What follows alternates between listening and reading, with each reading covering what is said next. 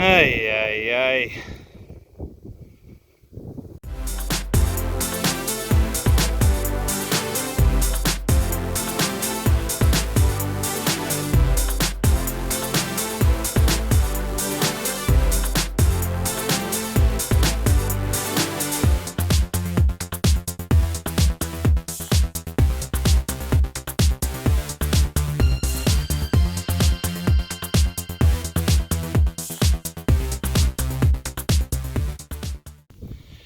Welcome back. First of all, I'll apologize for the wind, but today I'm at a point where I thought I would never pull one of these out again. So we are back on the old 271, the other blade on the machine that was bent like a banana. I straightened that, put it in, didn't work. This one here is bent as well. It actually bends down here, bubbles up in the center and goes back down again. So I don't know if that was from the force of it hitting or if there's rust behind it as well. But I think I found more of the reason of what happened. All the bearings on the plunger are good, except this one. She don't move. And it hasn't been moved in a while because it has wore itself flat. So what has happened is this is what keeps the plunger in the center. This wheel has worn enough that it started to wear itself down, and that plunger was able to come over and those two blades hit. So a combination of the rust between the blades, a little bit of lack of maintenance, the bolts on the other side that were loose, a bit of lack of maintenance, and the fact that this bearing seized up solid. These are available. I think they're like 60 bucks a piece. And when I did it on my last baler, this is a bugger to get out. These are split collars with a set screw between them, and that's what holds these on. So I'm going to try to dig the dirt out of here and see if I can get an Allen key up in it.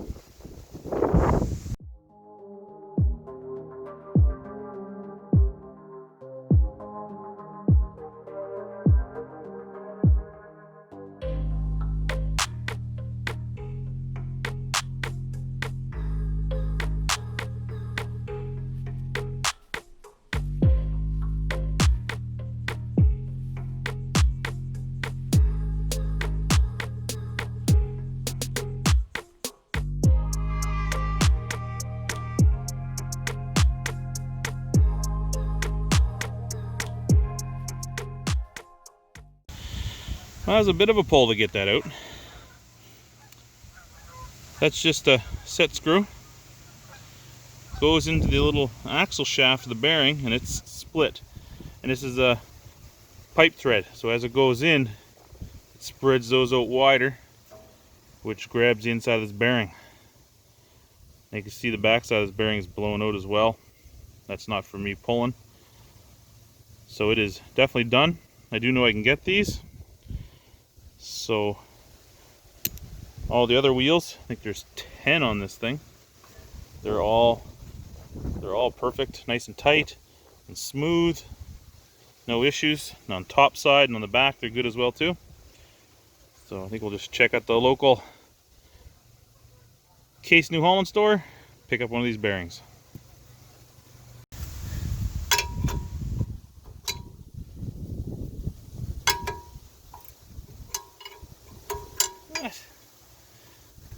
God, oh my goodness, isn't anything on this baler tight?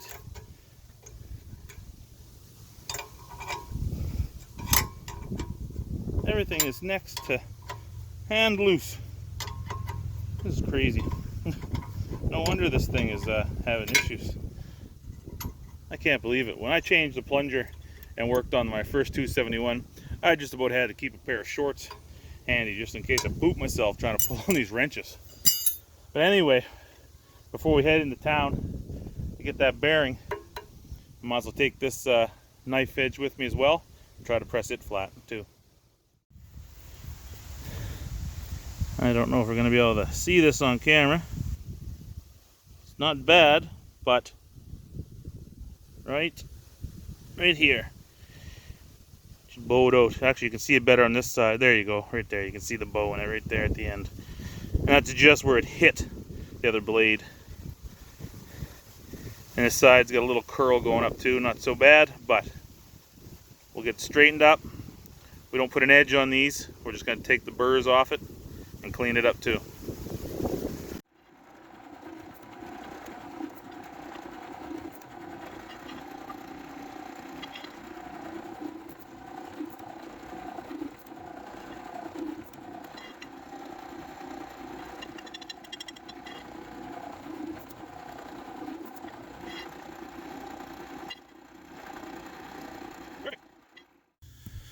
Well, it's actually the next day. Had a little rain last night, and also we decided to dig a bunch of potatoes before the rain came. But I did manage to get all the blades straightened out and cleaned up, and got my new bearing. Now it's important when you're doing this stuff as well that you're only cleaning the surface. These are a tight fit and tight tolerance between the two blades. When these come across, they are basically like a pair of scissors, starting off low and coming together. So you're not really grinding these surfaces. What I like to do is I keep these old blending discs. Once they're basically wore out where you can't grind anymore with them, use these and just polish the surface off. So you're not really taking any material away. You're just cleaning it up so there's nothing between it. And then before you mate the metal surfaces together, just a very light rubber grease. Just help keep it from getting that rust forming inside there. So let's put this blade on, then flip it over and get the bearing in.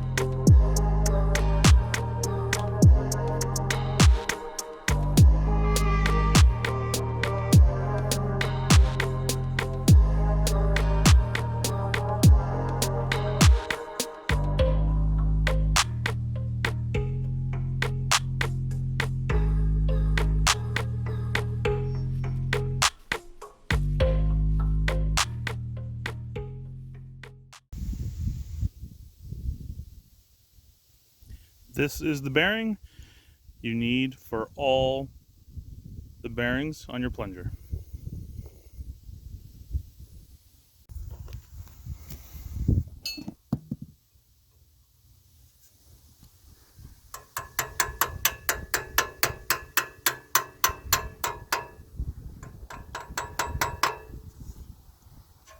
They go on really easy, and you can see behind it when it touches. Now also, I don't know if you'll see these, this is chamfered. You actually have the running surface, then you have the overrun on the sides, which hopefully never gets to that point. The other bearing was perfectly square, flat across, so the overrun was gone, plus it was flat on one side. It was wore out that much. So now put the set screw in, and this plunger is ready to go back. Now before I put this plunger back in, right where those 3 holes are there, right here, that's where that other knife sits against. Somehow I'm going to try to get up in there with the grinder and that wheel and kind of buff those off, just to clean it up a little.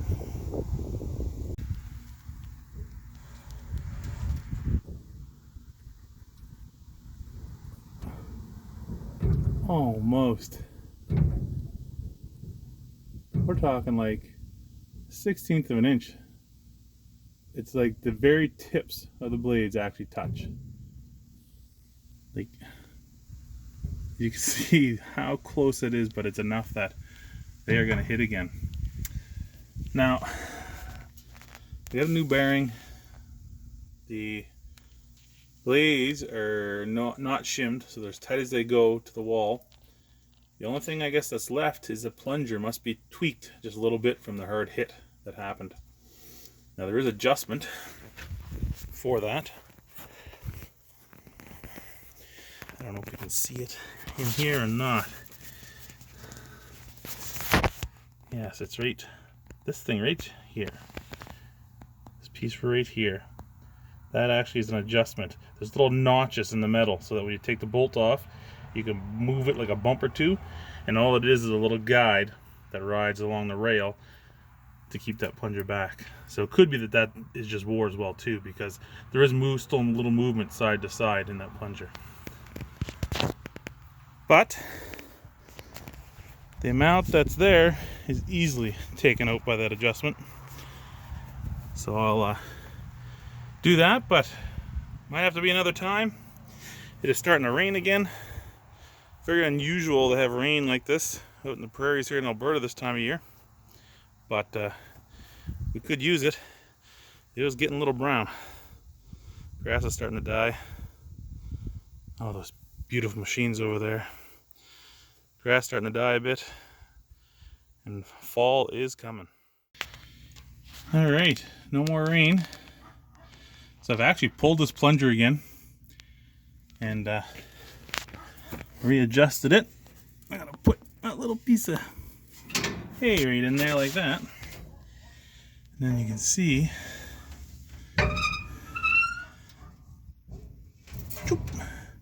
it chopped it right off. It don't get much more tighter than that. That is perfect. So now that the blades lined up, I think I got the timing set better than it was.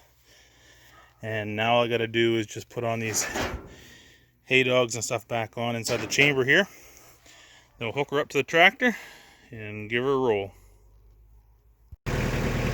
Alright, so we're hooked up, ready to go. It's gonna go really good or really bad.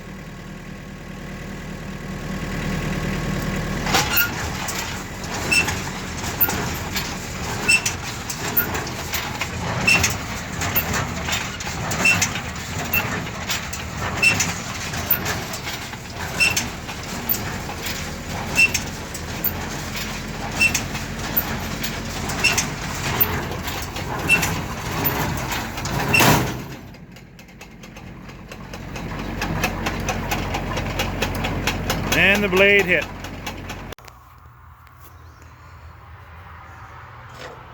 Well, guess I'm buying a new blade.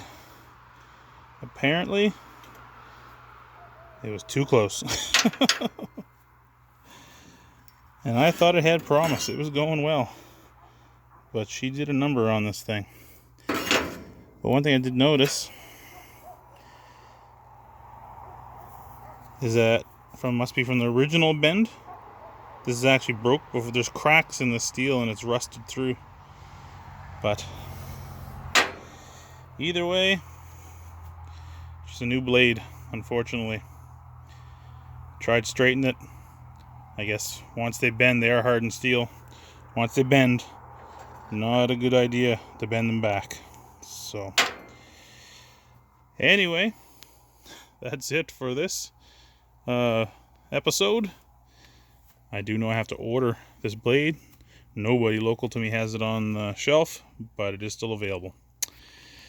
So anyway, not everything comes up roses. You do get the occasional failure. Thanks for watching. See you guys again soon.